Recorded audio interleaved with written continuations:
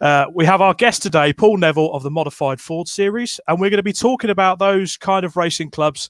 They don't hold their own meetings all the time. They normally dip in and out of the bigger clubs' meetings, or they go off, do something on their own on a smaller scale.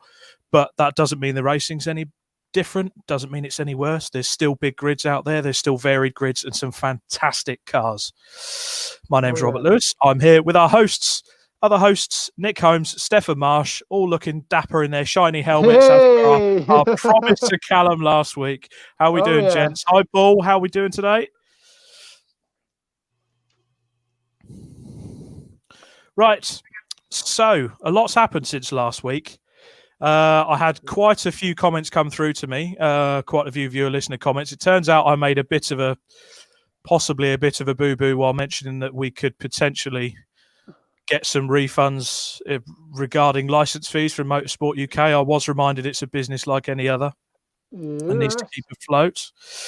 And they can see the situation. What's that? Okay, so we've also Sam Pearce also agreed wholeheartedly with our points on marshalling, and we did forget to mention it's worth an upgrade signature. Yes. Yeah, definitely. So at some point this year, we'll like about a free signature. Yeah, while wearing a very flashing orange jumpsuit. Damn right. So moving on to the news. Now, a lot's happened in 2 weeks, gents, hasn't it? Boris decided to have an appearance on TV. He got ground force off. He's eased the sanctions a bit, and that's had quite a knock-on effect to the circuits. Yeah. They've started to ease some of the restrictions out. Well, yeah. So go ahead then, Nick. Let's see what we've got. Oh well, I mean, there's two ways of this, isn't it? Obviously, everyone's getting quite excited about the fact that track days and test days and things are going ahead, but I don't know. I guess companies have got to get themselves in there, but I really do think that they're possibly jumping the gun a bit soon. That's my view, but that's your view. As much as I want to get on the track like everybody else does, I believe, he's lifted the sanctions, and I don't know if anyone was out this weekend. Everybody was out, and I've got a horrible feeling we're going to just go back a step, not forward a step, personally. There we go, lads. Now, not to copy Top Gear, the famous episode where Schumacher came on dressed as a Stig. Can you now remove your helmets? Oh yeah, I'm roasting, boys. It's the fact that Balaclava hides a massive tash. Hold on. There we go. Look at that. It's like a grand unveiling. There we go, lads. You're looking very dapper.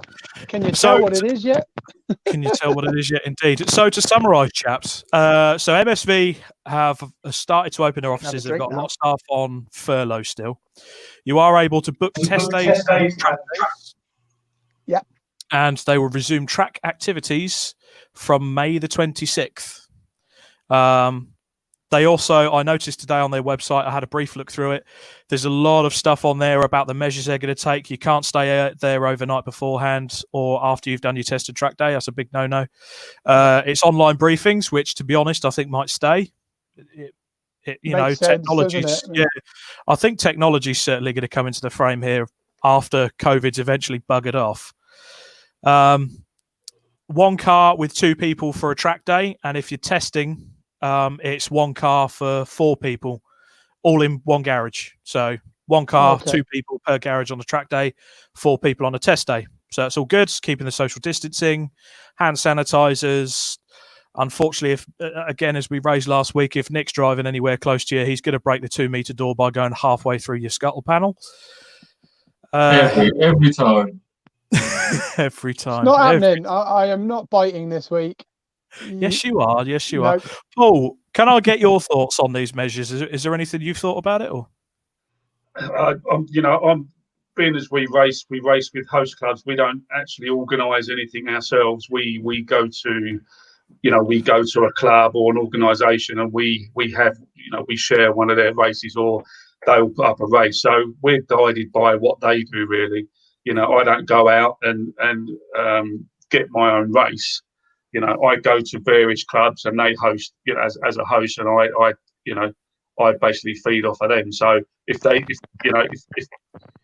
their calendar changes, I will go with them. I don't have to actually go out and change. I can't change my calendar. I'm actually with them. If you understand what I mean.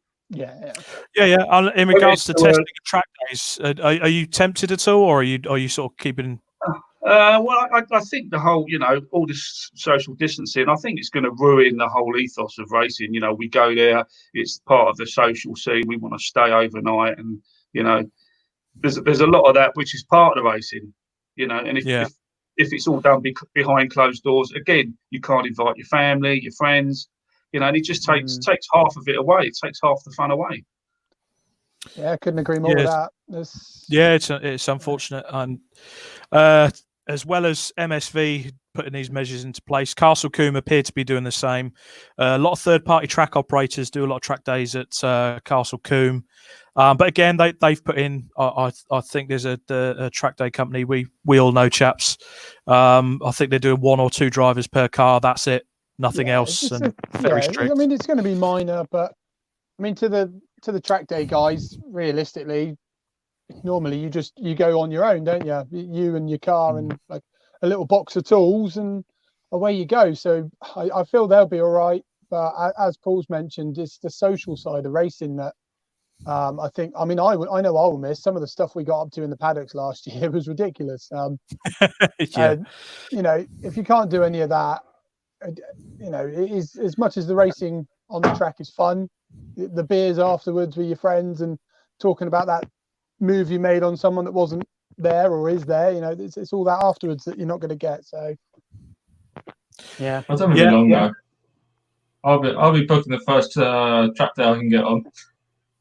Well, got to keep ourselves sharp, haven't we, boy? I don't think it'll be too long. I think they're trying to make it back as normal as quickly as you can. So I reckon by August time you'll be back to being able to camp. Obviously, you still have to do social distancing with various people, I'm sure, but I'm sure they're relaxed enough to get some people back so we can have some enjoyment with it. I mean, the sooner we get back, if we can start, getting back small bites at a time, yes, by the end of the year we might be racing. If you leave it, we'll be taking bite size later on. So the sooner we can get out there and do a bit of track day, do a bit of testing, and as long as the problem doesn't get worse, the pandemic problem doesn't get worse, it will just allow more and more in. We can sit and wait. We can sit and wait out. When will the right time be? Well, I mean, the only good thing is looking at the news today that today has been the lowest death toll for considerably for a while. Long may that continue. Yes, totally. We just have to wait and see, gents. But Boris has seen means to start relaxing to implement phases to come out of lockdown. We'll see how it goes, and we'll ultimately find out. It's on us to as long as we do what is required, stay away, distance, it'll work. But basically, don't be an idiot. I was going to say something else then, but no. The only other spanner in the works, chaps, Anglesey and Pembrey, Wales are under different laws. They're still effectively in 100% lockdown. So Anglesey and Pembrey, unless they relax their laws, they're kind of in the lurch a little bit. But we'll see how that goes. Goodwood is Knockhill as well. Yep, same will apply for Knockhill. Goodwood is open from the 20th of May for track days. I know a lot of people aren't going to be affected by that. They do a couple of track days. The noise limits, not a lot of choice there, but it's still there. It appears at the moment Bark tracks are staying shut, although, I think it's a case of they haven't updated. Certainly nothing I could see. They may just see how the MSV stuff pans out. Good. Well, I know Bark are on a bit of a tighter budget, but exactly. Probably we're still. I believe, if my facts are right, they're still going off this theoretical date that the next step's going to happen in June. So maybe they're waiting to see if it actually does happen and they get the green light rather than trying to preempt it. I don't know the fact completely, but maybe that's the case. Yeah. Yeah, it could well be, chaps. So as long as everyone stays safe, and I do implore you to do that, and go out, do what you have to do, look after your family and such like, and we'll see what happens in a couple of months. Yeah. So, chaps, I move on. So today's podcast is all about the underdog. I love an underdog. And obviously we have our guest, Paul Neville. We should be talking about the Modified Ford Series later on. First of all, I want to start off with the CMMC, which, to be fair, Paul, you've raced in as well with the Southern lot. Yeah, we're going to be covering them as well. So the Classic and Modern Motorsport Club. Richard Culverhouse is the main man, the head honcho, the big cheese. Famous for originally starting the CSCC. Before he left, went off and did his own things, and he then went on and formed the Classic and Modern Motorsport Club. So we've got the Classic Era Challenge, incorporating this year the Aston Martin Owners Club Series. 5 classes based on CC plus an invitation class. You got your classic cars, which is 1950s to the 1970s. Again, 5 classes, including an invitational class. And modern cars. Oh, they do, mate. There's nothing like seeing. Well. it's David and Goliath, isn't it? I mean, I would be cheeky and say it's possibly something Paul saw back in the day, but I wouldn't go that far. What's he saying, Paul? I know. I'm on something today. You'll get used to this, Paul. He'll just spend the entire night just absolutely slagging you off. But you know what's going to happen the minute he goes out in his car? It's going to blow up. So we'll get our vengeance. So don't worry. I was waiting for that to happen when my car was brought up. Yeah. So we've got those 3 championships. What I've done is I've got the Southern sector, and we're doing that separately in a second. So we've got those 3 championships for the main CMMC. Registration is £35 a year. That's not bad, is it? That's mad. That's mad. Yeah. That's nothing, is it? Which is good. But he came to see us at the Autosport show. He was a really nice guy, Richard Culverhouse. And we got asked if we wanted to go on holiday. If you want to explain that, Nick. You imagine if he asked that same question now, we'd be gone. Yeah. But really nice bloke actually.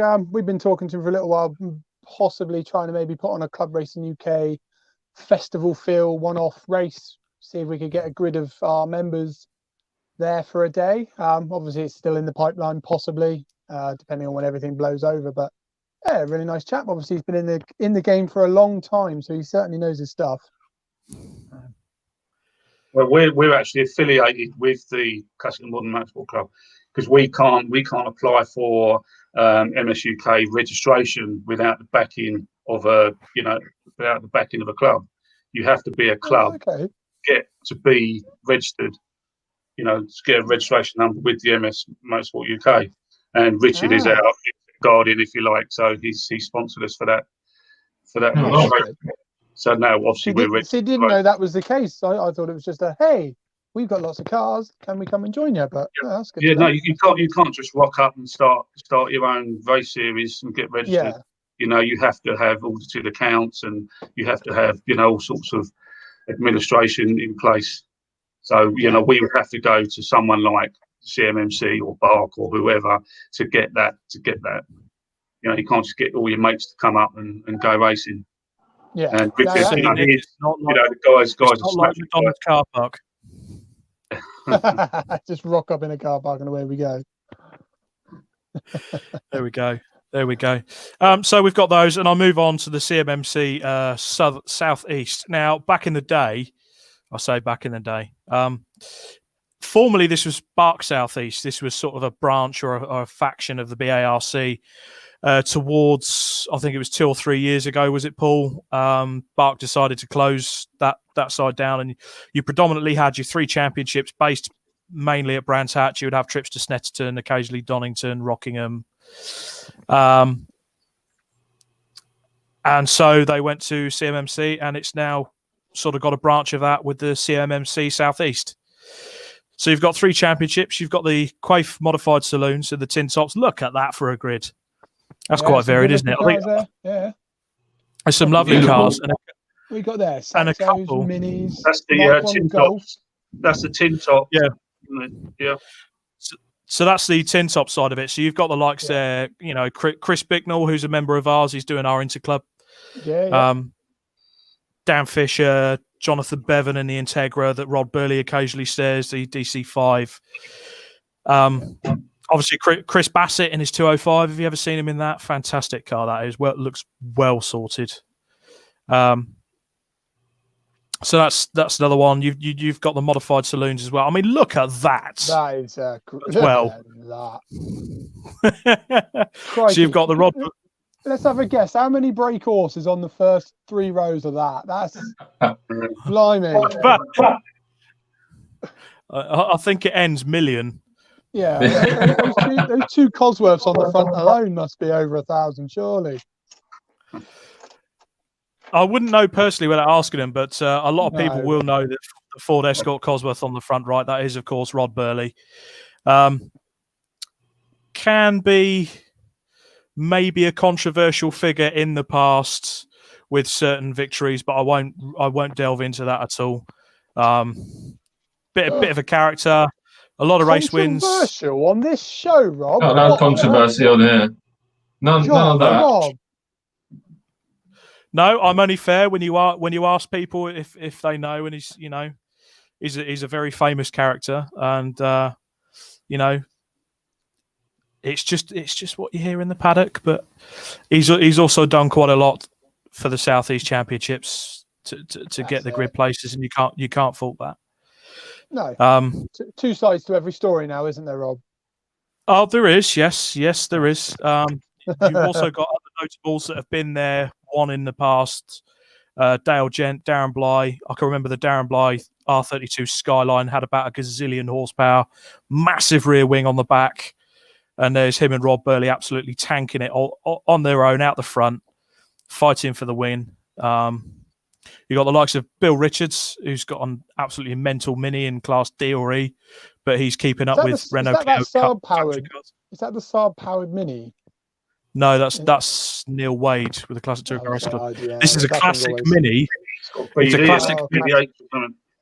Yeah, it's got BDH engine in it or something like that. Oh, Jesus. And it's okay. absolutely mental. He's Bill Richards, quite famous. He's the instructor at Lydden Hill, I believe. Is he still, Paul? I think so. I think he is. Or I think he is. But this Mini is just absolutely mental, and the fact that he can beat Clio Cup factory cars in a Mini. That's why we go racing, though, isn't it, guys? It's the underdog. It's the underdogs. That's it. I mean, you used to see it in the British touring cars way back when, didn't you? The old Ford Galaxies versus the old Minis, and yeah. I mean, it's fantastic racing, regardless of what's under the bonnet, powers to weight, and all of that, and depends on how handy you are behind the round thing that you hold on to. Yeah, I mean, hang on, there's someone we know in that picture. Is that a Paul Neville Escort in there? That is a Paul Neville Escort. You could just see that. So this picture I pulled up here. So that's a full grid at Mallory, and that had all 3 classes. So that was the Super Saloons, that was the Intermark, and the Tin Tops. I was going to say you got silhouettes there in the front. Yeah, so the silhouettes obviously smack bang in the middle of all of them. But you look at the variety there, and the racing is still absolutely mental. Some gorgeous cars, and a BMW at the front, just like the British touring cars at the moment. Yeah. Well, not at the moment. Well, yeah, nothing at the moment. Yet to see it this year. But then this is why we're doing this show today, isn't it? You look at the size of that grid that we've just showed there, and it's not put on by the likes of the MSV, the BARC, the BRSCC, not all these big clubs. Don't get me wrong, they do a great job too, but it just shows that you can have just as the much underdog fun. Can do it too. Exactly, and it does work. So hats off to everyone. So yeah, another notable suggestion for the modified saloons Ghosts past. Stratton Mackay with that mental Subaru. We mentioned him last week. He's racing a KA now because he fancied something a bit quicker. So if you are watching, Stratton, I hope you're well, mate. So obviously you've got the Intermark as well, Space Frame Races. I know that I'm not sure if it's a case of 2 grids now, or it's somewhere for the super silhouette guys to come as well when they're not doing the trucks. Yeah. But the one thing I did look at, lads, was the entry fees. It ranges from 320 quid to 395 across all three series, but it depends on the circuits. Obviously, the bigger budget, the 395 quids are for your Brands GP, your big Silverstone Grand Prix and stuff like that. Yeah. But if an entry fee for 320 quid, apart from what Paul is about to show us a bit later on, that's still bloody good value for what you're getting. Yeah.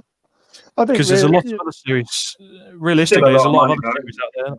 £320. It's still a lot for some people. Oh, totally. Yeah. And I think and obviously I understand that the circuits have got to break even. They've got to make money, or they've got to cover their costs. But it's all about quantity. If you can get quantity on the grids, you can get the race fee down. You can get the entry fees down. You can have. I mean, on specifically our race, because I can control it, because I'm not governed by any club or organisation. If we get lots of drivers, I can bring the price right down. I can bring it down to under £300. Our first race that we were having this year was 275. But it's all dependent on getting numbers on the grid. Yeah.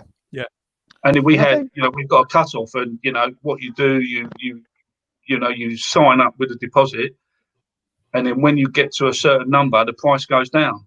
And if you reach the next number, so it can go down from 325 down to 300, 275, and it can keep going down, depending on how many you get on the grid. Yeah. And I think that's a very good incentive to get cars on the grid. You see it all the time. We spoke about it in previous podcasts, didn't we, where you get some grids of like 5, 6 cars. Well, I wasn't going to go that low, but 5, 6 cars, that's not exciting. It's not. Well, it's not exciting. Nobody, it doesn't pay its way, and then all it does, it kills the club. It puts the prices up, and it's just negative. It just has a negative impact. So the idea is to try and encourage more people in. Yeah, I suppose everybody's business model is different, though, isn't it? So I suppose what works for one club doesn't necessarily work for another club, and I'm not a businessman, so I'm not going to go too much further into that section, because I won't have a clue what I'm talking about. But if it works for you, as you say, if people come in through your door because you're offering a lower price as you go, certainly, and if people don't engage, if people don't come up, because what we do, we don't set an entry fee. We don't say, right, the entry fee is £350. Yeah. We set a deposit. So we say pay a deposit, which is £100. You pay a deposit, so you're not fully committing. And what it does, it encourages other people to pay a deposit, because the more deposits you get, then that will set the entry fee. So week or 2 weeks before the race, it's if we get 20 cars, the race entry fee will be that, and then all you've got to do is pay the difference. So it's almost like a way of saving as well. So you don't have to pay out 350 quid in one go. You pay a deposit, and then the week before the race, we say, right, it's now £300. You just got to pay the £200 difference, and it's another way of getting people to book in early. I mean, our first race, we had a full grid 2 months or 2.5 months before the start of the race, and it was already full up. People paid deposits.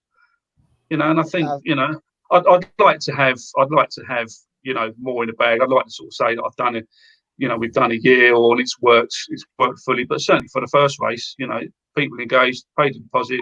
£100 was, I'm not saying it's nothing, but people could afford £100 to secure their place. And it seemed to be an idea. It seemed to be quite popular. And I was one of those that took you up on that offer, Paul. Yeah, it's because it is cost effective. I mean, for me, that was one of the winning things, was the fact that I could effectively secure my spot. I mean, with my motorsport as well, we're going to cover this more next week, because the next podcast episode, we're specifically looking at how to cut your cloth, or how we do it, and other ideas on how you can make it certainly more cost effective for you. And that, as an idea, was one of them. I could effectively secure my spot on the grid and go, right, I am racing at that meeting. I've secured that. It then gives me time to, right, I can budget this, budget that. Right, here's what I need to do to the car. This bit I need to put towards the rest of the entry fee. And I could spread my money out a bit more. Because, again, we've said it before, effectively for us, this is a hobby and a very bloody good one. It also allows, the one of the biggest things was, when the clubs would put like entry lists, a lot of people wouldn't enter to the last minute.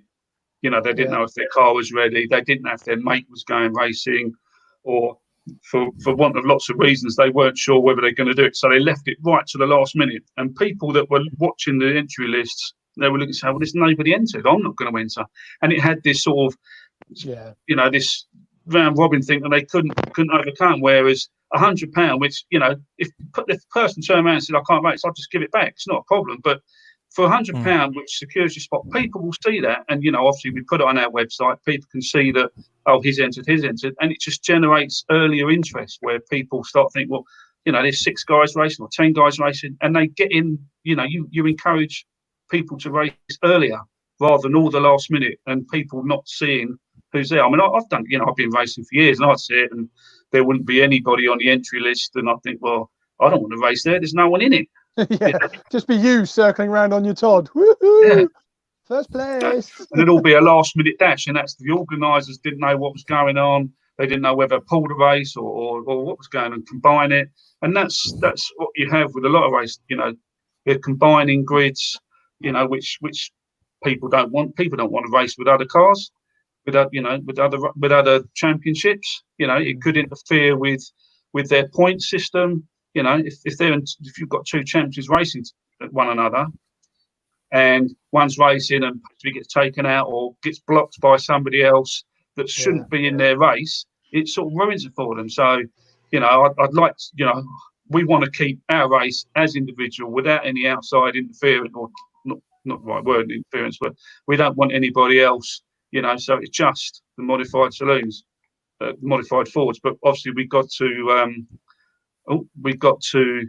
make sure we get the numbers. Otherwise it just, it doesn't work. No, that's it. And it works well. Right, gents, just quickly, before we move on to the modified Fords fully, we move on to, and you thought this was eye-watering, Paul, with a 320 quid.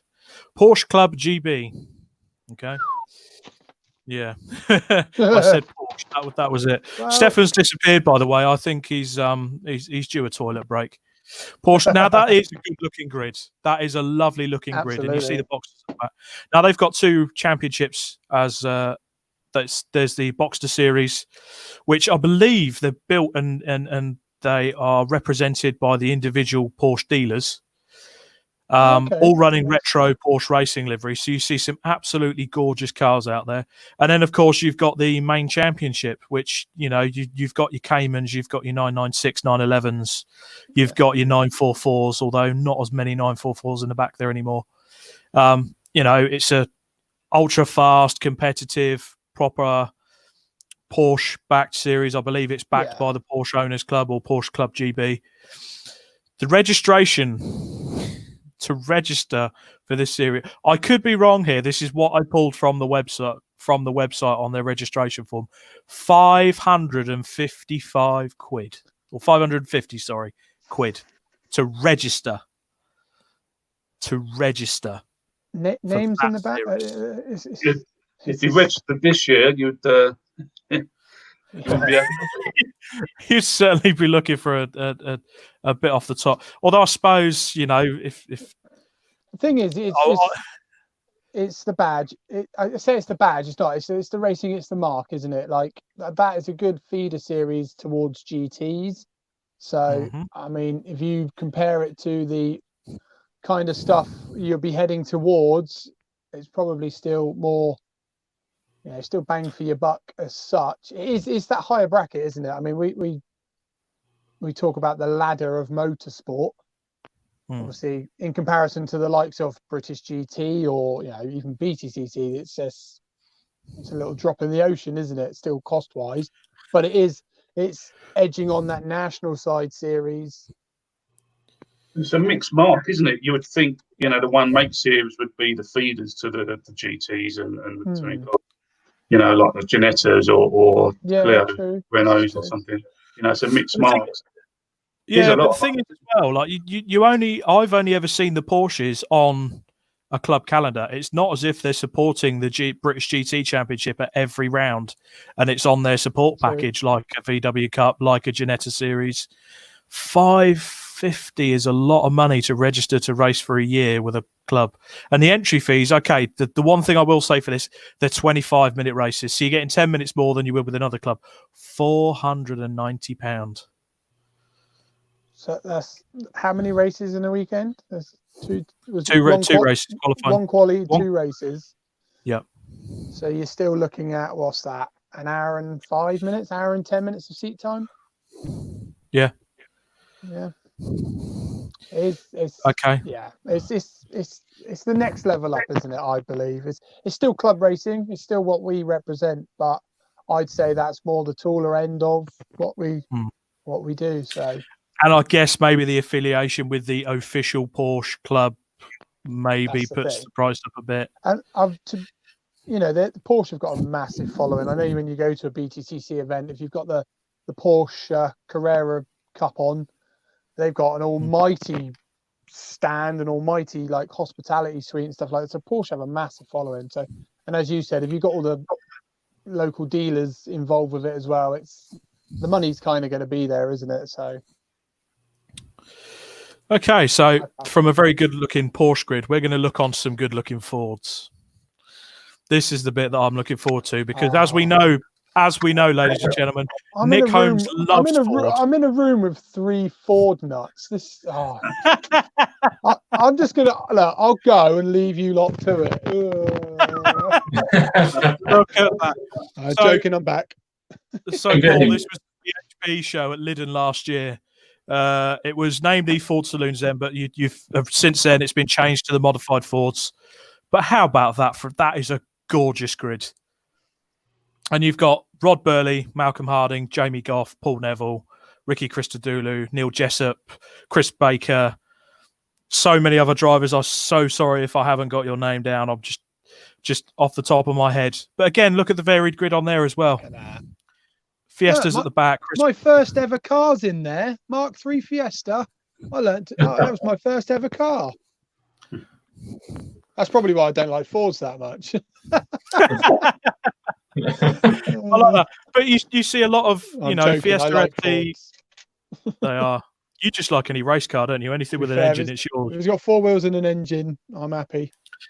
You're a bit of a race car hussy. So this was at the BHP show last year. Sadly, due to this sodding Chinese virus, I didn't get a chance to race on this fantastic grid this year. I was really looking forward to getting my backside handed to me on this grid.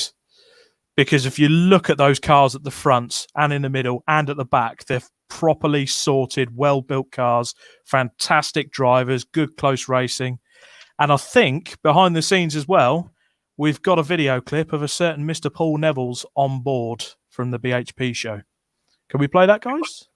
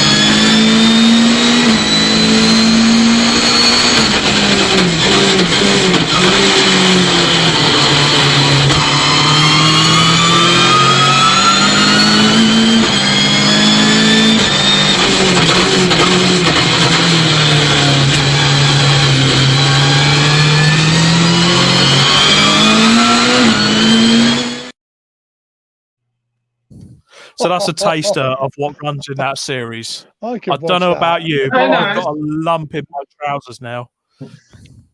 A little lump in your trousers. A big lump in my trousers. So that was the Lynn round of the PHP show last year.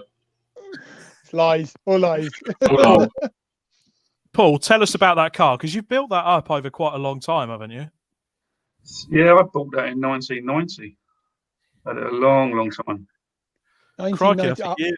Just to make you feel old, that's a year before I was born. I was one. Yeah, I bought that. Oh, let's not do that for him. That's cool. Yeah, it's yeah. I bought that a long time ago, and you know, I never really had the money back in those days.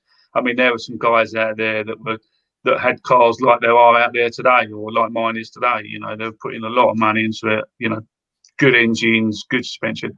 Mine was a Pinto. You know, it held its own for a little while, and you know, I ran Pintos for many years, right up to 2000. Ran Pintos, racing against the 16 valves, and you know, I did okay with it. But I think, you know, I wanted to move into a more modern engine.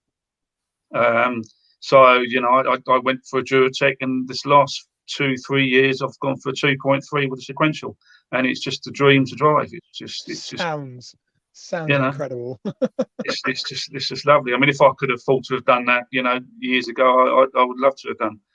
You know, but a lot of cars now, you know, a lot of people are moving up into the higher bracket of modern engines, gearboxes, more power. I mean, in our series, I think we've got now, I think there's about 10 in class B1, which is 2.3, 16 valve and above.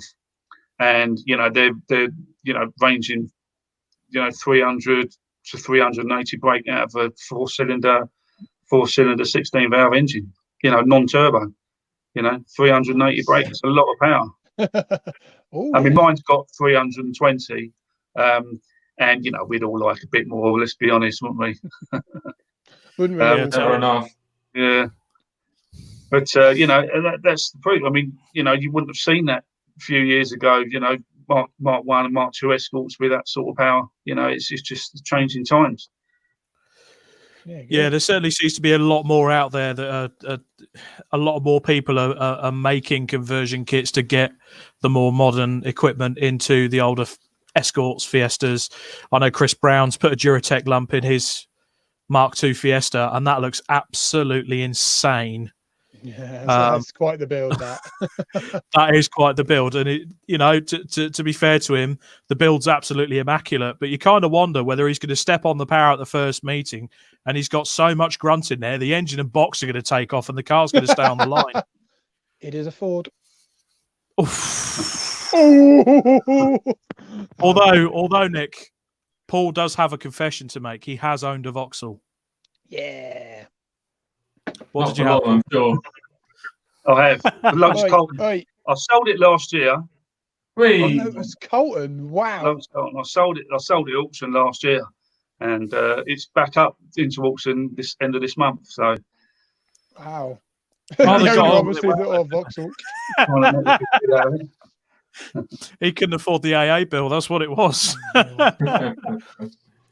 But already, I like the way you do this, Paul. So the registration fee is free for life. So I'm one of them. I'm registered in my little Focus. It's free for life, but I think the idea is if you don't race for 2 years, because obviously when you register your number. So, you know, because obviously, you know, people like to have their number, and, you know, so we'll keep that for 2 years. If you can register, and if you don't race, you know, for whatever, if there's a pandemic around or something, you know, but if you don't race for 2 years, you know, we'll get in touch, say, look, you know, if you want us to keep it, we will. Otherwise, we'll you know, because you register for life, yes, if you're going to race. If you're not going to race, we'll just, you know, they can leave and offer their number out, because obviously we've got 46 registered cars. And obviously that takes up quite a lot of numbers. We've already got about 5 or 6 people that all want the same number. So, you know, what I say is that, you know, if the first come, first served, and if the next guy isn't racing, he can race his number, or put a 1 in front of it or change a number. So even that becomes quite a fuss. Quite a logistic. Yeah, tell me about it. I can imagine. See, that's why I went for the nice and safe 170. No one wants to be attached to that one.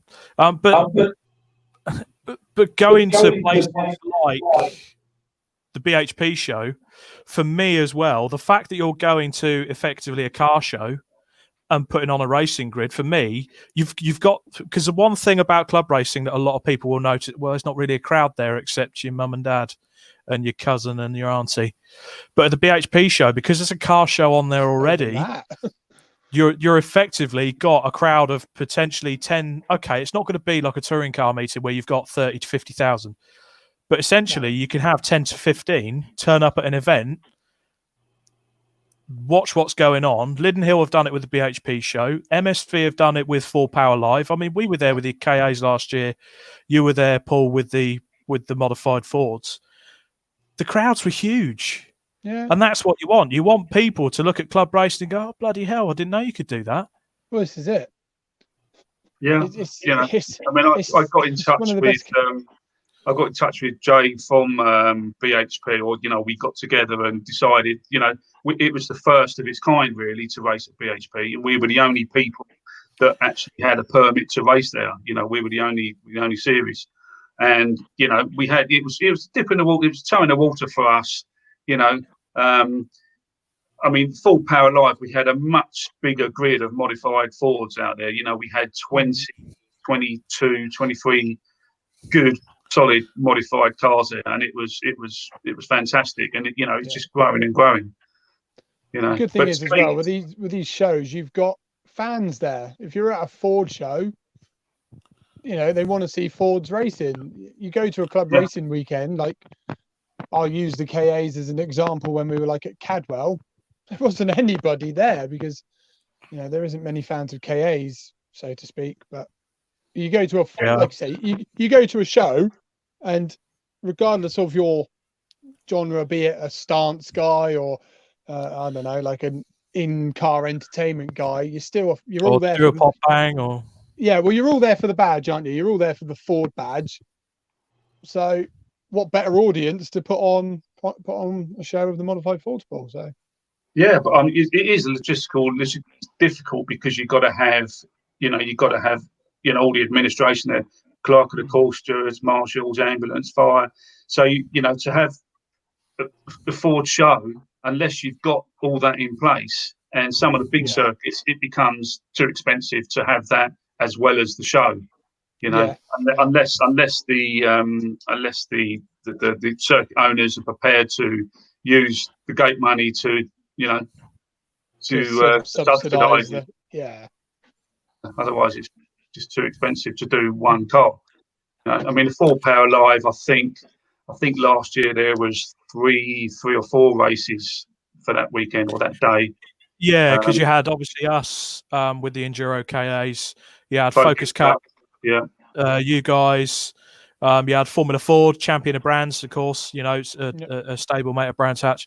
So to be fair, MSV have looked at that and gone, you know what, we've got enough here to make it count. Yeah, which is good. Yeah.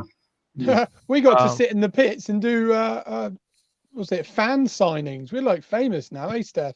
I didn't sign anything though, Nick. So we're still famous. Yeah, I'd say you are. Do you not see the hordes of people coming down to see our little KAs? I think it was like 3 people. You were leaflet bombing them all. Yeah, take a leaflet. But yeah, they got scared. What's this big 6-foot bearded giant coming towards me? To be fair, the people that did come down to the pits on that, on that event, was still more people than we normally get at a club event. So it was brilliant. I quite enjoyed it. They all were generally interested in what was going on and what they were about. So. But that's what we want to do. We want to bring spectators back into the sport, don't we? Yeah. Years and years I've been racing, and you pay a lot of money to go racing, and you're racing around the track, and you might see a few people skittered around the outside, but if you can bring it into shows to sort of demonstrate that racing is, and put on a good show, good grids, good cars, you can start to get, especially with social media these days, the word gets about. There's a good race series to go and watch. and you can bring them back into some of the other circuits. Bring them back in. But with all this dilution of race clubs, where you're getting, 6 on a grid or something, that's the thing, isn't it? It's got to change. It's got to change, and I think all clubs. I think we are actually going to cover it in one of our podcasts, actually, about how we can get people to the circuit to watch the race. They're obviously never going to pay for our racing and stuff like that, but if we can put on a show for people and people enjoy racing, even the people that don't know how to get into racing, even if they just come along to an event and have a watch, Yeah, and hopefully when you're racing at shows like the BHP event, if Dave that's got an old XR2 sat in his garage and he's got a few quid lying around it, and he just says, "Oh, I've always wanted to go racing, but I don't know how to." Okay, and he sees us lot on the grid at Lydden Hill having an absolutely awesome time, lots of racing going on, track action, and he goes, "I really want to do that." And he comes up and sees us in the paddock. Well, effectively, you've got someone else from the outside going into racing. Perfect. I think, of course, we'll be good inspiration for them, but obviously we're quite fussy, who we let in, and we don't want, teenagers buying a car off eBay and wanting to sign up for it. We've got cars there that are worth 6 figures. Oh yeah, that too. We've got to be careful. The car preparation is car preparation, driving standards. They all matter to the people in our community, sort of thing. Can't just be anyone. Oh yeah, definitely. Definitely, I agree with you. Have you seen Rob's Ford? I knew that was coming. I knew 2 grid spaces, one for the car and one for the splitter. It confirms to the regs. So does the very front of the car? So does the most extruding part of the car have to be on the line? Because if that's the case, you'll start from the pit lane, mate. He wants to get if he gets the win, he just wants to be that splitter in front. Yeah, that's it. Yeah, make it as long as you can. You'll have to have a look at it, Paul. The transponder will be on the end of it. Exactly. I've already cut the holes ready for the transponder to go on there. But yes, because I do have in the notes that some rather large idiot does plan to race in Class B. That'll be myself. So I've got a Ford Focus ST170. It's got a bit of power behind it. Obviously not as much as Paul. About 205 horsepower at the moment. Hopefully when we sort the exhaust out on it, it'll be a wee bit more. But it's a series that really appeals to me. It's the fact you can stick a set of slicks on it and go and race with some absolute classics and race at the likes. I like Lydden Hill anyway. But, to race there as part of a BHP show and almost be a headline event, that drew to me and was like, yeah, that absolutely. And the way it's been put together by yourself, Paul, I think you should be commended for it. Yeah, it's good. But really good. the one photo I didn't get was the one that Paul posted up with all the trophies on your outside garden table of the years of racing. How many tubs of polish should that take to clean? Oh, I didn't clean them. Too much work. Might have taken the silver paint off them. Yeah, rub the plastic. So going back to when you started racing it, Paul, what championships have you raced in over the years? Well, I started because I had a couple of friends doing the Vector Challenge, which was sponsored by Carlisle, which was, back in those days, you could people were giving away escorts, and it was a very, very popular series. And, that turned into the Ford Saloons. And it ran for, I think, about 10, 12 years maybe. Then it changed into Boss. So I raced in, Vector, Ford Saloons, Boss, which was taken over by the Classic Touring Cars. Eventually, I did the Scottish Sports and Saloons. I did the Formula Saloons, which was a mighty championship with some, super tourers. It was the old sort of offspring from the old Thunder Saloons. So you raced against the likes of Pete Stevens? I was a couple of years after Pete Stevens, but there was like the Nissan Primeras, the Mondeos, Nice. White Bodies, Sierras, lot of good cars like that. Did that for 3 years. Went back to Class Touring Cars. did a bit more because I had an Escort Cosworth for I had that for 16 years, I think. The Escort Cosworth. Nice. So I was racing 2 cars in the same year at some point, and I could just see, you could see how grids were diminishing. They were getting smaller and smaller, and for a number of reasons. So I was sort of flitting from one race, and I just enjoyed myself racing. Really, I hadn't really, there's no intentions to start up anything on my own. I was quite happy to mingle in and try and help other clubs. And Chris Baker, who's like my wingman, who's part of Modified Fords, he was a coordinator for another club that I was with, and it was down to him to, because I think at that time they were gonna basically close the Ford series in that club, and Chris Baker was brought in as series coordinator to try and revive it. I put some ideas to him. Chris, with all his unswaying enthusiasm, thought it was a great idea. We started putting a plan into action to try and get it. And this was 2017-18. In 2018, we had, I think the year before, they had an average of 6 cars on the grid for the whole year. 2018, we got together, we generated some interest, and the first race, we had 18 cars on the grid. It was fantastic. We had 32 or 33 registered. It was great, but unfortunately, the organisers didn't agree, with what we were trying to do. So a couple of months later, after petitioning it for a long time, we were sort of forced to move on somewhere, and unfortunately, they're back to the 6 grid average.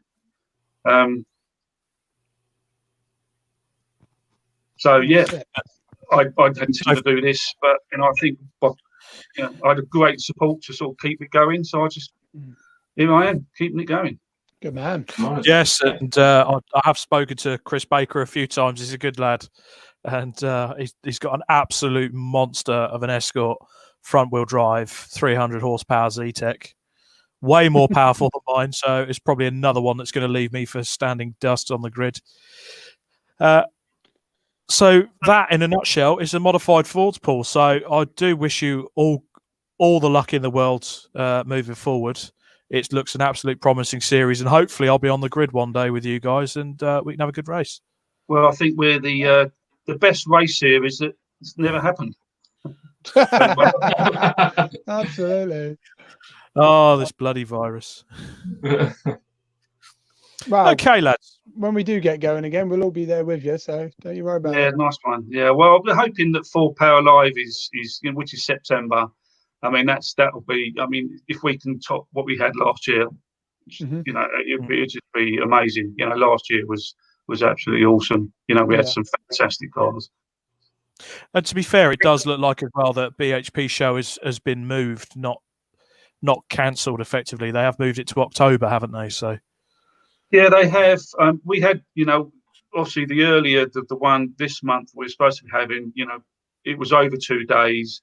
And because we exceeded the grid that we had there, we actually had racing over 2 days as well. If it's going to happen in October is yet to be seen. But, to fit everything on one day with an excess grid, we was planning on doing 3 races rather than the 2. So everybody got to race. We didn't want to have reserves. So whether we can fit 3 races in, there's going to be the cars around to do it. Everybody's under different circumstances, whether they can afford to race, whether this all game changer, isn't it? This situation. Yeah, you've got to sit it out. Yeah, we sat joking on the Autosport stand in January. We obviously didn't see this coming, but. Here we are. It's been done. We've covered it, and hopefully more positivity going forward more than anything. Yeah, right, we'll be racing. We'll be racing. Don't you worry. I move on to the Track Attack Race Club. I know they've just joined MSV. Yeah. But for absolute years, they've been a nomad. They've been the underdog on their own, absolutely trying to mix it with everyone. Yeah. And they've produced good grids, fantastic grids. So the Track Attack Race Club, you've got the Nippon Challenge, the Tricolor Trophy, the Peugeot 206 Cup, Multimarks, and the Deutsche Cup. Look at that for a grid. That is awesome. That's it. And it's Another varied. fantastic looking grid. Yeah. Again, any car and can pretty much fit in anywhere. So yeah. Except you can't see a Vauxhall there at the moment. There were other pictures that had a Vauxhall on them, but what you don't know there, Rob, is the car you can see in the front is actually in second. Obviously, the car right out the front, 20 seconds down the road, is a Vauxhall. And again, you look at the variety there: French, Japanese, and German at the back as well, with a Scirocco just. Nick Gwinnett there out in the front. He's a local boy. He's local to me. Yeah, and he's out in front quite a lot in that series when you look back on the results. Yes. Phil Wright as well in that awesome looking Honda Civic. I mean, even an RX-8, you don't see them on the racetrack every day, do you? It's just... You don't. They're fabulous cars. And again, there Nick Gwinnett as well pulled even more of a gap. They're not fantastic cars, but they look good. They look good. I mean, I don't know. I think that one's a bit of an animal, but yeah, that one's a bit of an animal. Well, personally, I think the road car's quite good, so each to their own. But the two championships there that sort of, obviously the Nippon Challenge has been going for years. The Tricolor Trophy has come in sort of the past 5 years as well. That's quite good. You've got the likes of Tony Hunter, who joined us on the stand at Autosport with his immaculate white Clio, sponsored by Fusion Media. Almost as immaculate as the grass he looks after.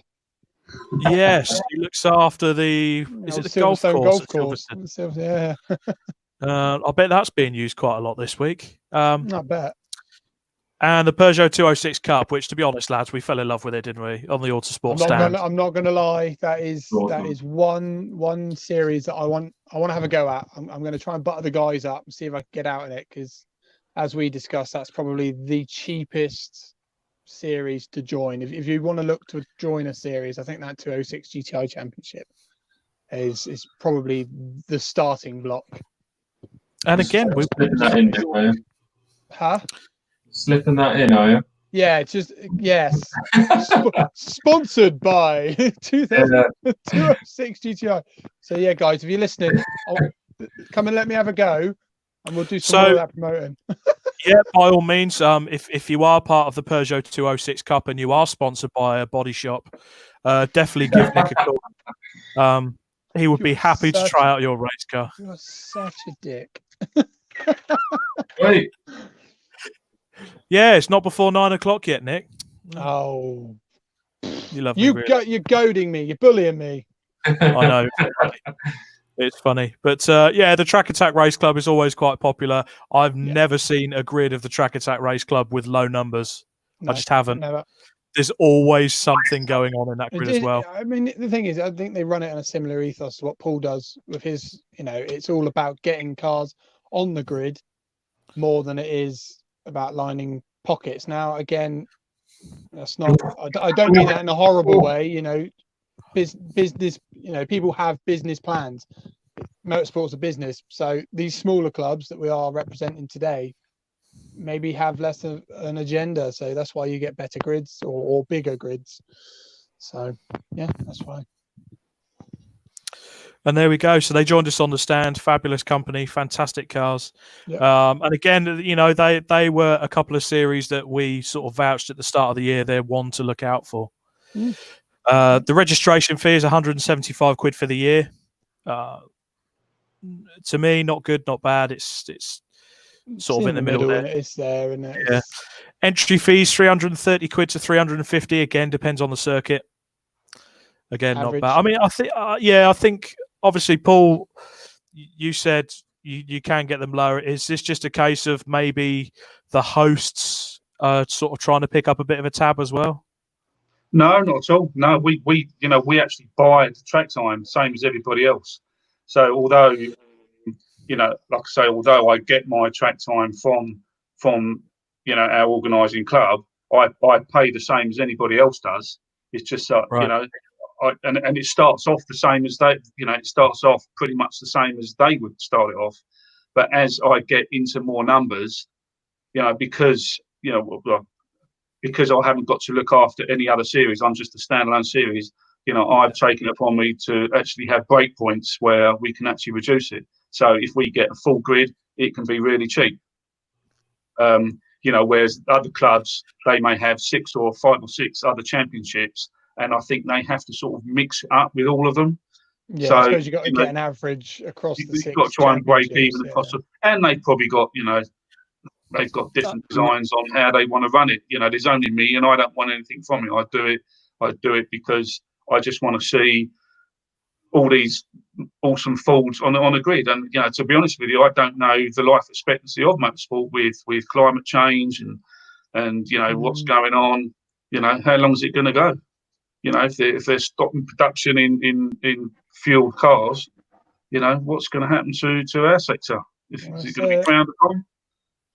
Problem is, it could become too expensive to run. I don't know. You know, the way I see it is valuable, very useless overnight. Well, the problem is it's now this is me being a parent and stuff. It's all about the generations coming up through it, isn't it? If like my kids are going to grow up with combustion engines and they're hopefully going to love combustion engines, but their kids will grow up with electric cars and less combustion engine. Eventually, they'll just get phased out. You know, we don't all use dial-up phones anymore, or you know, chalk on a chalkboard anymore because things have superseded it. So it will fizzle out once upon a time. Hopefully, way past the time we're on the planet, we'll be long gone. But and my car's lasted 30 years. It's not going to last that much longer. No, well, so do it while you can do it. You know, it's take the opportunity while you can. I don't think it's going to fizzle out. I don't think it's going to fizzle out soon. But not soon. It is going to fizzle out. Combustion motorsport, anyway, at least. Yeah, they'll have to fit some speakers with the same soundtrack as Paul's got inside his Escort. That'll be a decent sound. Nice, okay, guys. So that kind of sums up our show tonight. We've gone over some underdog clubs. Like I said at the beginning, I've deliberately left out the likes of DDMC up north because I want to cover them in another episode. They've got massive grids. Darlington and District Motor Club. Saloon Sports Club. Loads more out there, isn't there? There is loads more out there. First of all, I just want to run past a competition that Club Racing UK are doing. It's for paying members. So if you've got a membership, which is £20 annually, or you pay £2 a month like I do, it's the same as a cup of coffee. So if you pop down the petrol station on your way to work every morning and get a Costa, it's exactly the same as that. For that price, these two enter you into competitions that they've done on their own back with help from the likes of HRX, Slip and Grip Automotive, all sponsors that are helping the club, help the club racer. This month's competition, we've got £100 worth of vouchers from HRX. Yes. How good is that? I need it. That's it. That could be spent on any of their items on their websites and stuff. So yeah, fantastic. So all you need to do, chaps, is just get a membership. Yep. That's it. Yeah. You literally purchase a membership, automatic entry. Not only that, with our membership, it's not just about the competition. You also get access to all our discounts, which I think we're probably verging on over 30 companies now, Steph. Yeah, it must be. So various discounts. We should do, actually. So various different companies who support us will offer our members discounts, and we will also give you priority posting. So, yeah, become a member. You get in the limelight a bit more with us. Fantastic. Okay, chaps, and from my point of view, I kind of want to give everyone a taste of what's to come. The podcast is here to stay. I've been writing several scripts, and we're going to cover over the next few months the likes of women in club racing. I've been speaking to a few contacts there, Time Attack as well, a few more contacts. We're going to do an episode on that. Next podcast, we're going to talk about how cost-effective. I did write originally, how cheap can you get club racing? I don't think cheap is the right word, really. So I'm going to go with cost-effective. So the next episode of the Club Racing UK podcast, we will cover how cost-effective you can get to go club racing. We're going to include the top 10 in the country, worked out. Myself, Nick and Steph have got to do some maths. I know it's going to be difficult. I might need a calculator. I'm done. That's me done. I've only got 10 fingers. we're going to look at the big clubs as well, the likes of BARC, BRSCC, 750 Motor Club, look at what they do, the series they have. So this podcast is here to say, on a personal note from me, thank you very much for listening. Anything more you guys would like to add before we go? Yeah, you saying about guys? That's all right, Paul. Thanks for coming. All I want to say is hopefully with this podcast, we'll actually be able to report on some racing soon. Yeah. We can report on some track day footage soon. Yeah, that'd be good. Well, if you are listening, guys, what you can do, you can message us if you are out at all and you do go out on a track day, or you want us to talk about anything. If you want us to talk about any subject, get hold of myself, Nick Holmes, or Stefan Marsh. That's it. If you want to be sat where Paul's sitting now and you want to big up your club, give us a shout. We'll fit you in an episode somewhere, definitely. And also, get involved with the comments. If you've got any questions you want to ask, we can always deviate off. Did we get any questions today, Rob? I haven't got my phone on me, so I can't. No. I'll be honest, it's been rather quiet today. It's been rather quiet, but I'm sure we'll generate more discussion in the future. Yes, definitely. Right. So I've been Robert Lewis. He's been Nick Holmes. He's been Stefan Marsh. My thanks to Paul Neville for coming on, the coordinator for the Modified Ford Series. We will see you in 2 weeks for episode 4, and we'll see you then. Bye-bye. Excellent. See you later, guys. Bye.